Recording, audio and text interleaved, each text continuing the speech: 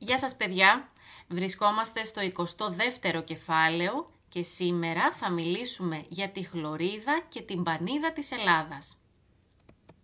Στο μάθημα αυτό θα μάθουμε τι είναι η χλωρίδα και η πανίδα, ποια φυτά και ποια ζώα μπορούμε να συναντήσουμε στη χώρα μας και τι σχέση υπάρχει ανάμεσα στα φυτά και τα ζώα μιας περιοχής.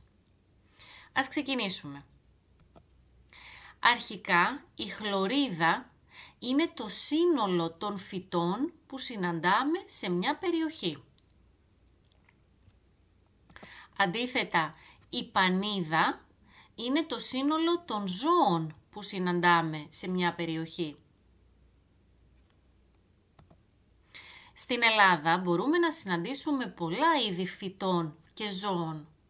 Μπορείτε να φανταστείτε το γιατί? Γιατί η χώρα μας έχει μεγάλη ποικιλία ως προς το κλίμα της, αλλά και στο ποικιλόμορφο ανάγλυφό της.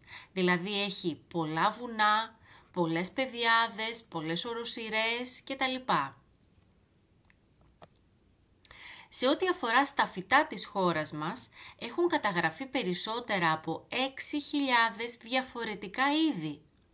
Από αυτά μάλιστα τα 780 είναι ενδυμικά. Δηλαδή, τι σημαίνει ενδυμικά? Σημαίνει ότι δεν υπάρχουν πουθενά αλλού στη γη. Χαρακτηριστικό παράδειγμα ενός ενδυμικού φυτού είναι το μαστιχόδεντρο, το οποίο καλλιεργείται στη Χίο και μας δίνει τη γνωστή μαστίχα της Χίου. Ένα άλλο σημαντικό στοιχείο είναι ότι από τα 6.000 φυτά της χώρας μας, περίπου τα 250 θεωρούνται σπάνια και απειλούμενα, δηλαδή κινδυνεύουν να εξαφανιστούν από τον πλανήτη.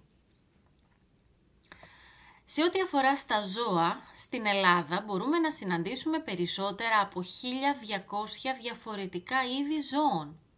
Από αυτά, τα 50 τα συναντάμε μόνο στη χώρα μας, δηλαδή δεν υπάρχουν πουθενά αλλού στη γη. Ανάμεσα σε αυτά τα ζώα υπάρχουν και πολλά είδη πουλιών, κάποια από τα οποία μάλιστα είναι πολύ σπάνια και κινδυνεύουν να εξαφανιστούν. Τέτοια είδη ζώων μπορούμε να συναντήσουμε στους υδροβιότοπους της πατρίδας μας, όπως είναι και η λίμνη Κερκίνη, στο νομό Σερών.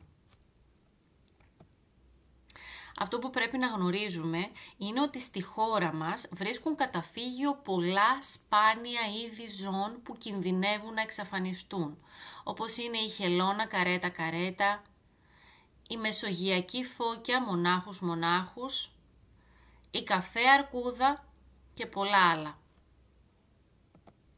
Γι' αυτό εμείς οι άνθρωποι οφείλουμε να προστατεύουμε τα ζώα και τα φυτά και να μην επεμβαίνουμε στο φυσικό τους περιβάλλον μέσα από πυρκαγιές, παράνομο κυνήγι, ανεξέλεγκτη υλοτομία και άλλα. Αυτό ήταν το μάθημά μας, παιδιά. Τα υπόλοιπα θα τα πούμε στην τάξη.